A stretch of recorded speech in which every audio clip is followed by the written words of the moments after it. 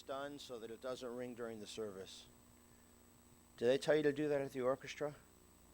All right, well, good. So now would be a good time to turn your pager off or set it to stun.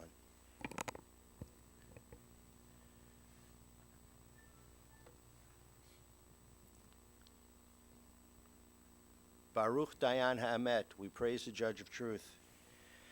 Begin with Psalm 121. Esai enai el haharim me'ayin yavo Ezri. Ezri me'im Adonai, oseh shamayim va'aretz.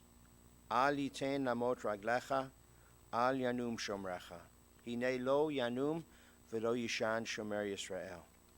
Adonai shomrecha, Adonai tzilcha al yad yaminecha. Yomam hashemesh lo yakeka v'yareach balayla. Adonai yishmarcha mikol ra yishmor et nafshecha. Adonai yishmar tzedcha v'oecha me'ata v'ad olam. I lift my eyes to the mountains, from whence cometh my help. My help comes from the Lord, maker of heaven and earth. God will not let your foot give way, your protector will not slumber. See, the protector of Israel neither slumbers nor sleeps. God is your guardian, he is your protection at your right hand. The sun will not strike you by day, nor the moon by night. The Lord will guard you from all harm. He will guard your soul. Your going and your coming, now and forever.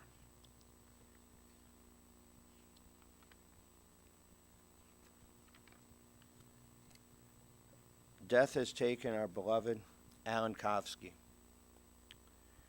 Friends grieve in their darkened world. In their silence there is lamentation. In their tears there is loneliness.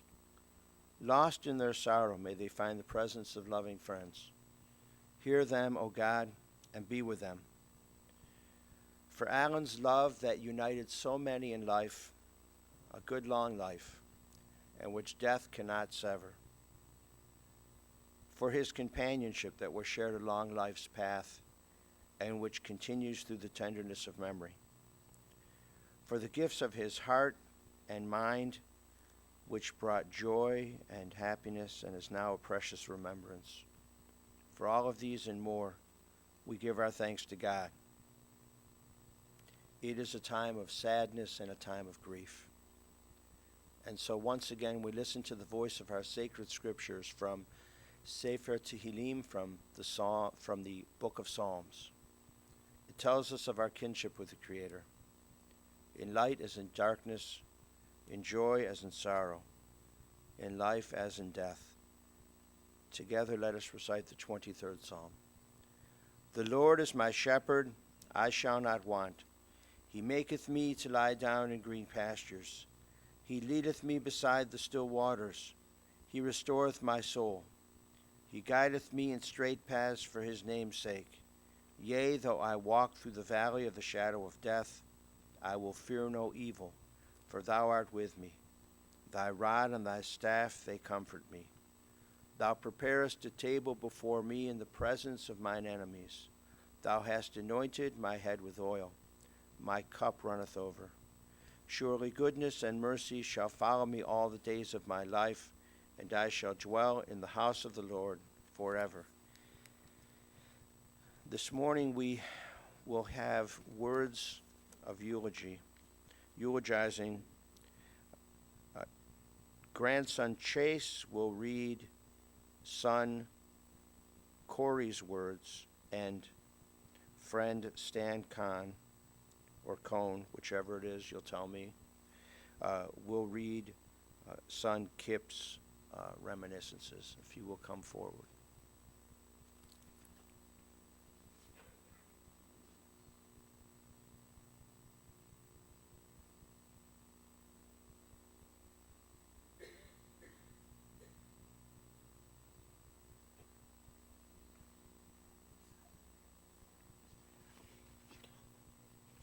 Hi, first of all, I'd like to thank everybody for coming out. Grandfather was a truly amazing man. He taught me the first things I ever learned about music, first things I ever learned about life, probably. And just an unbelievable man, really. I don't know what else to say about it, but I'm here to read eulogy by my Uncle Corey. Hopefully I can deliver it how he wants me to. So this is his preface. Just a word of caution prior to my official start. I have long been accused of being verbose. If you don't know what that means, you're about to find out. In parentheses here, here's a hint. The character limit on Twitter is not in effect in this eulogy. Sit back, relax, because I have a lot to share. Before I talk about my dad, I want to first thank some incredible people, all of whom have helped to make my dad and our family as comfortable as humanly possible during the last few years, and especially the last few days. The entire staff at Governor's Village, and especially Michelle Gorman, Zadrina, and Candy, Tony, who cared for my dad at Governor's, and then became his home caregiver, also Anika, another gem we met at Governor's, who's also helped at our house. I can only hope that if anyone ever needs to care for themselves or a loved one, that they can find people as caring, warm-hearted, and generous as these people, and a facility as wonderful as Governor's Village. The fantastic staff at Hospice of the Western Reserve, especially Charles, who was there at the end, the many friends that were with my dad in person or in spirit. And last but not least, my cousins Florence, Cookie, Stan, and Gary, and their incredible mother, Yudi, my dad's big sister. Having you help shoulder the emotion and help us get through this. I've long since described my dad as a man of great pride but of little ego. Proud to be the son of immigrants who came to this country seeking freedom and opportunity. Proud to have served the country that welcomed his parents. As a Morse code radio operator in World War II.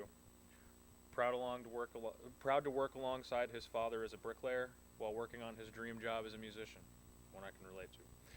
Finally becoming a full-time member of the world-class Cleveland Orchestra. Proud to have been a professor at Baldwin Wallace College, helping to spread his love of music to new generations. Despite the success he achieved, he always maintained a low profile. He never sought the limelight. With the orchestra, even as a member of the management team, he walked the picket line during strikes. He considered the stagehands as some of his closest friends. When some orchestra members would complain about the length of rehearsals or their travel arrangements, he would simply tell them this, and this sounds like Grandpa, go get a real job. One where you break your back every day. I've done that. Then come back and complain to me about your life as a musician. As proud as he was of these things, he was most proud of his family. My mom was the apple of his eye, Grandma. And he would joke with me that he knew she was too pretty and out of his league. One day during lunch, he told me their first date was throwing him a bone. I paused for a second and replied, I guess Mom threw in the entire carcass when she agreed to marry you. With regard to his kids, he was the doting father of Kathy, truly Daddy's little girl, my mother. As for Kip and me, not so much doting, but plenty of days tossing a baseball, going fishing, watching games on TV and in person. By today's standards, he would be considered sexist and in need of gender-biased training. Kathy still got her time in, no worries about that. A late-night call to my dad in Japan, way before free international calls were part of our phone plan, complaining that my mom was being unfair to her, one of many times that Kathy knew she could have Dad right the wrongs that came her way. Kip and I reintroduced the idea of more female Kofskis, and my dad welcomed Ruby and Renee into our family. In hindsight, I wish we had all spent more time with them, but the time we did spend, especially on Thanksgiving, will always be remembered. My dad can rest peacefully, knowing that Kathy has Aaron to stand sentry and to help fill the void now that he's gone. Aaron has been a stable force during some difficult times, and I thank you for all you have done and look forward to enjoying the better days ahead with you. And I agree with that. 6 grandsons. 2 from each of us, Jason, Logan, Adam and Aaron, Kyle and Ryan. As different as Kathy, Kip, and I are, so too are our sons. The age gap is no more than 9 years from oldest to youngest. yet their personalities run the gamut. We have creators, free thinkers, conservative strategists, sentimentalists, outgoing, and on the fringe guys. They must be talking about me. The one common thread is that they all have a little bit of grandpa in them. Just as my dad had many gifts, so do the grandsons. No single trait is better, but together the grandsons represent what made my dad the wonderful, complete person he was. As the youngest, I used to think that I missed out on some things. As I've gotten older, I realized that I had more opportunity to bond with my dad. As Kathy and Kip went to college, I plotted my path to number one, a position I would fight for, or I would fight hard to never relinquish. Like most kids, I always thought that my dad was the best. It just so happens I was right. So much so that I emulated many things that he did. I pushed my toy lawnmower behind him as he cut the grass, and when we were done, I'd join him at the kitchen table. We didn't eat bologna sandwiches, no cold pizza or hot dogs. Nope, we'd eat smoked oysters and sardines. Sounds like Grandpa. I hated them, but I choked them down because I wanted to do what he did. I even tried playing the trombone for a grand total of 3 days. He could see that I was not at all interested. Frankly, I think he could see that I was not at all good. He asked me if I liked playing, and I said no, not really. He then asked me why I was trying it, and I said it was because he played the trombone. His response, "That's not a good reason. Do it because you want to, not because you think I want you to." That simple notion embodies my dad. It was never about him. My dad's work schedule was unlike most fathers that I knew. 9 to 5 was not part of the equation. As such, he was not always available for special occasions or to attend things like sporting events. I never felt slighted, though. It was just how things were for our family. What it did do was make me appreciate when he could be there to take part. There was just one Halloween where he was able to take me trick-or-treating. That Halloween was the best one ever. Summer meant concerts at Blossom, which did not bode well for watching baseball games. In 7th grade, he did manage to get to my championship baseball game, and this might seem shocking to those of you who know my athletic prowess. He saw me catch the final out on a deep fly ball to the left field, thanks to the largest fielder's glove ever made by Rawlings. Best game ever. My dad was good at a lot of things, great at a few things, and overall a pretty intelligent person. However, let us not forget that intelligence and common sense do not always walk hand in hand. And now comes the Friars Club roast portion of this eulogy. If he was so smart, why would my dad think it was a good idea to let Kathy take a car to OSU? If he was so smart, why did he let 5-year-old Corey talk him into buying a 32-ounce milkshake just before getting on the merry-go-round at a carnival? The first sign of things to come when I would drink too much and then get sick. And then there was this classic, "Kip, don't worry, baldness is carried on the mother's side of the gene pool." These moments of levity were cleverly inserted here because here comes the mushy part of the eulogy. Like my dad, I have a love of music. I have no discernible talent, but I love music just the same. I find inspiration in the lyrics of many songs. If Beethoven had lyrics, I would have quoted him. So instead, I give you the words of Eddie Vedder and Pearl Jam. If I ever were to lose you, I'd surely lose myself. Everything I have found here, I've not found by myself. Try and sometimes you'll succeed to make this man of me. When hurricanes and cyclones rage, when wind turned dirt to dust, when floods they came where tides they raised, ever closer became us. All the promises at sundown, I meant them like the rest. All the demons used to come around, I'm grateful now they've left. So persistent in my ways, hear an angel lying here to stay. No resistance, no alarms. Please, this is just too good to be gone. I believe because I can see. Our future days of you and me. Take a bow, Dad. You've earned it. Thank you. Corey, that was beautiful.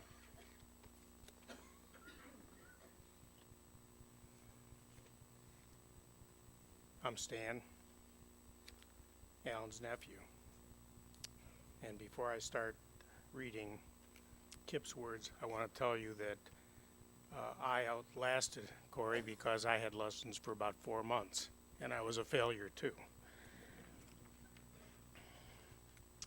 The following are Kip's words, not mine. Thank you all for being here today. My dad was one of the most humble people, and he would say he cannot believe that all these people are here for him today. The words that describe my father are principles, values, respect, dignity, duty, and honor. He was the ultimate follower of the rules and directions. He loved our mom and all of us unconditionally. No matter what we did, he would do anything for us. My father had a silent dignity, never wanting the limelight and always respecting others. My father lived his life to the fullest and was loved by many, a testament to the values and the passions that guided him. His two biggest passions to talk about were his service in the Navy and World War II and the Cleveland Orchestra.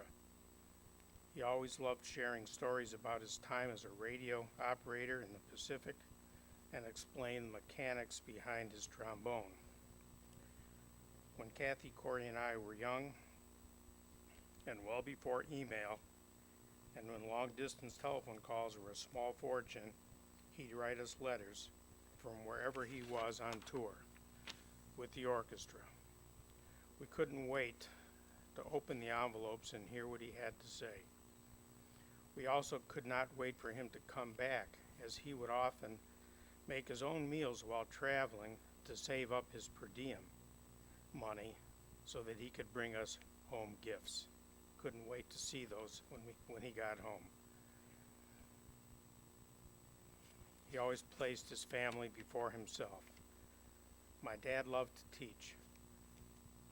From waking us up each Saturday morning with the sound of his students blaring trombones, most did not have the sound of my father, to going to son Adams Elementary School to teach his kindergarten class about music, instruments, and show the students around Severance Hall, as well as many other schools to teach 51 years at Baldwin Wallace University.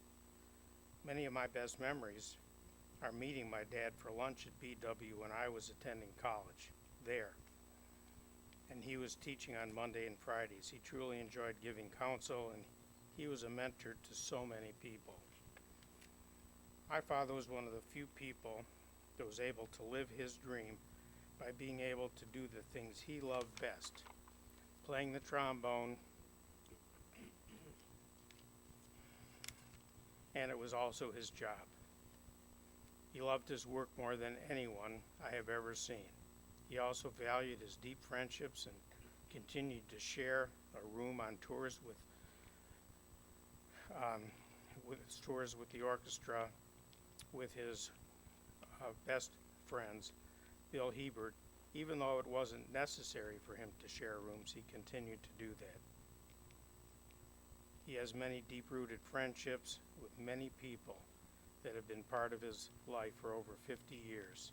Some of my best memories when we were young were going to the annual Bricklayers Union picnic at Chippewa Lake with Grandma Esther and Grandpa Morris and our family. During these times, one of my dad's favorite things to do was go fishing. Almost every weekend for years we went to with Grandpa Rothstein to fish under the Old Mill Road Bridge on the Chagrin River. Other weekend activities we all loved were riding the Shaker Rapid downtown to the Terminal Tower to get peanuts and ice cream. He also loved his barbecue grill.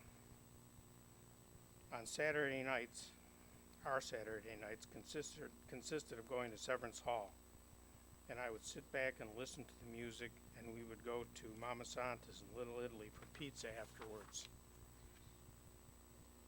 In the summer at Blossom, we would take he would take all of us to the rehearsals, and we would pack a picnic dinner and listen to the orchestra. This continued after I got married, as my wife Ruby and I would go to Blossom often to see him and the orchestra and continue the tradition of bringing dinner. My dad also had a love for sports and looked forward to going to the old Cleveland Browns hockey games at the Cleveland Arena, as well as the Indians and the Browns, always screaming and yelling about the games. The only time I ever saw him really get mad at me is when we were watching the Browns and I threw one of the chairs following one of the Browns' playoff losses. I can understand that. Many of you probably don't know this, but my dad had a love for big-time wrestling. Some of my best memories are going to St. Joseph High School to watch the likes of Bobo Brazil, Johnny Powers, Haystack Calhoun, and Ernie the Cat Lad. I know you'd find that hard to believe. After he retired, he would take my mom on weekend excursions in the car, most likely to a casino. While he never gambled, he loved to sit back, people watch, and smoke cigars. Some of my most treasured moments were of my dad participating in both of my sons' bar mitzvahs. These memories will be forever with me, Adam, and Aaron. Past couple of years, he grew to a love for our dogs and couldn't wait for me to bring them over to see him. And I'll always remember the smile it brought to his face when they came to the house. He showed me strength and love up until his last day. Dad, we love you so much. May you rest in peace. And a couple of thoughts of my own. After I read Kip's words so many times, remembering things about my uncle. As I took the time to think about what Kip said, I can't help but think that I'd love to get on a time machine so that I could have watched the way my grandparents raised Alan and my mother Judy, who just celebrated her 99th birthday. Wouldn't it be great if we could bottle up what they did, the values they instilled in their children?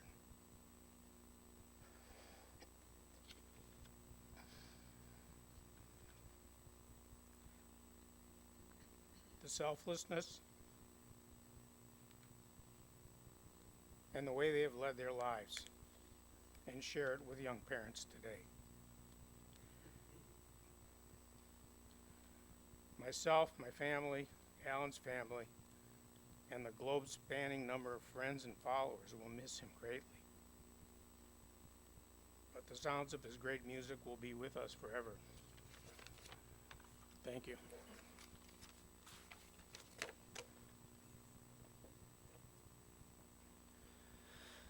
And to those words of sons spoken by a grandson and a nephew, and his words as well, they're prayers. And so let us together say amen to those words. Beautiful. We assemble to pay our respects to a man who was deeply loved by many, many. Alan Kofsky was a good friend, as you have heard. He was a good son, brother, a fine husband, father, grandfather, mentor, teacher, confidant. His years have been characterized by kindness and caring. He was extremely bright, but everybody says that. But his aptitude was for counting and rhythm, and it was that aptitude which kept him out of the U.S. Navy band and put him in with Morse code. He deeply loved music. Just as he loved a beautiful concerto, it can be said that his attributes and characteristics form a sweeping symphony of life. His life had the depth and mellowness of violas, the buoyancy of horns, the freshness of flutes, the clarity of piccolos, the beat and tempo and surge of timpani drums, the haunting, soaring, sweet melody of violins. He was a mensch. He was a good, decent man, inspired by God, the ultimate creator of all harmony. His Jewish name is a Yiddish name. It's Selig. Selig in Hebrew is Zelig. But Selig means blessed, holy. And he was a blessing to all who knew him. Holy means something set aside or separated for an extraordinary purpose. And through his actions, Alan showed himself to be extraordinary. He was born in Cleveland on March 25th, 1926. He was the youngest of three, born to Morris and Esther. They are of blessed memory. He's survived by his older sister, Judy. Alan and Judy's oldest sister, Florence, died a long time ago. She was but 25 years old. So to Judy and everyone else, we offer our profound condolences. He began to play trombone at age 8. Judy said our house was filled constantly with the sounds of piano and trombone practicing. And the kids added, as you heard, he had Saturday morning lessons at 8 o'clock. They said, no sleeping in for us. He picked up the trombone because he liked the way it operated. And that you could make adjustments to it, not only with the slide, but, with the lips. So you can make adjustments in different ways. He graduated Glenville High School, and then he signed up for the U.S. Navy. The flag is a reminder of that, and there will be a flag ceremony at the cemetery. And as I said, he wanted to play trombone in the U.S. Navy band, but he scored so well on the International Morse Code test at boot camp that they assigned him to a minesweeper in the Pacific as a radio operator. He saw action in Guam and Okinawa. Apparently, he brought his trombone with him to play on board. As his sister and his children reminisced, he expected to be in the band, but he wasn't smart enough to flunk the test on Morse code. The poor guy spent a lot of time being sick at sea. He was seasick. After the war, Alan's grandparents and Elaine Rothstein's grandparents arranged for Alan and Elaine to meet. They were married May 6, 1956 at Heights Temple. It was a loving and devoted marriage of 56 plus years. They took good care of each other and provided a good home, as you've heard, for the kids. Alan was a little easier going than Elaine was. Elaine passed away in January 2013, blessed with family, 3 children, 6 grandchildren. Kathy, she's got a fiance, Aaron, Kip's wife, Ruby, Corey's wife, Renee, and the grandchildren, Chase, Logan, Adam, Aaron, Kyle, Ryan. The kids recalled, Dad was wise. He was a great dad. We had a wonderful, comical life. We took driving vacations. He was wise. He rarely got sick.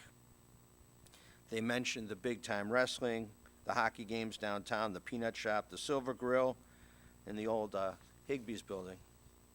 He was a by-the-book guy, which you heard. However, they went on to say when he opened a new item and it said read directions before using or assembly, he actually read the directions. And in fact, he read them twice sometimes, just to make sure. In the morning when he was a meticulous man, and in the morning when he would eat his cereal and it would say serving size and it would say what size the serving size was, he would measure out the serving size. He was all about Mom. And he took care of her needs more than himself. The per diem, saving of the per diem to buy presents for the children is fantastic. The Jewish holidays at the home were mostly just a gigantic food fest. He was in pretty good health, most of his life until about 10, 12 years ago, and things began to fail. And there's no reason to go through the litany of things. It's been tough these last several months for the family, and as you heard, the hospice care has been much appreciated and was very good. Early Thursday morning, he breathed his last. And now there's no more pain or deterioration. There's just rest and wholeness and peace. His soul is returning to God and to be with the souls of his dear wife, family, friends, and ancestors of our people. We learn this in the book of Ecclesiastes, chapter 12, verse 7. The dust returns to the earth as it was. The spirit returns to God who gave it. We are sending along an old High Holy Days prayer book and an old pair of tefillin with him in the casket. It's a mitzvah to escort the body of a loved one to its final resting place, and also a mitzvah, a religious obligation to provide respectful burial for holy books and religious items. Your memories are rich, and your thoughts are rich with sounds of Alan Kofsky. And we give thanks to God for this gift of long life, 92 plus years. And as you think of him, be kinder and more thoughtful of those many, many things that he did that made you smile. Share those things with others and do them yourself so that his deeds will continue on into the future through your deeds. We conclude with words from the first chapter of the book of Job. Adonai Natan, v'Adonai Lakach, Yehi Shem, Adonai Muvarach. The Lord hath given, the Lord hath taken away.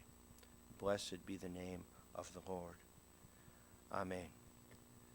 Ose shalom bimromav, hu ya'aseh shalom aleinu, ve'al kol Yisrael, ve'imru, amen. Ya'aseh shalom, Ya'aseh shalom, Shalom aleinu ve'al kol Yisrael. Ya'aseh shalom, Ya'aseh shalom, Shalom aleinu ve'al kol Yisrael. May God, who causes peace to reign in the high heavens, cause peace to rain down upon us, upon all Israel, and upon the soul of our dearly departed Alan Kofsky. And let us say, Amen. Please rise for the El Malei Rachamim prayer. After the El Malei Rachamim prayer, we'll sit afterward, and then we'll have a solo by Alan, I think you said from 1968. We'll have a solo of his for several minutes to play us out, in a sense, and then we will take the casket with us and we'll go to the cemetery. O God, into your care we entrust the spirit of our dear Alan Kofsky. For you keep faith with your children in death as in life. Sustain us that we may meet with serenity the mysteries that lie ahead, knowing that when we walk through the valley of the shadow of death, you, O God, are with us, a loving friend in whom we put our trust. You are the light of our life, our hope in eternity. El Malei Rachamim, Shochen Bamromim, Hametzem Menucha Nechona, Tachat Kanfei Hashchina, Im Kedoshim Utohorim, Gezohar Rakia Mazirim, Et Nishmat Seleg Ben Moshe ve'Esther Shalach Lolamo Baal Harachamim Yastirehu B'Setzer Kanafav La'olamim Vayitzror B'Tzror HaChaim Et Nishmato Adonai hu nachalato, v'yanuach b'shalom al mishkavo, v'nomar Amen.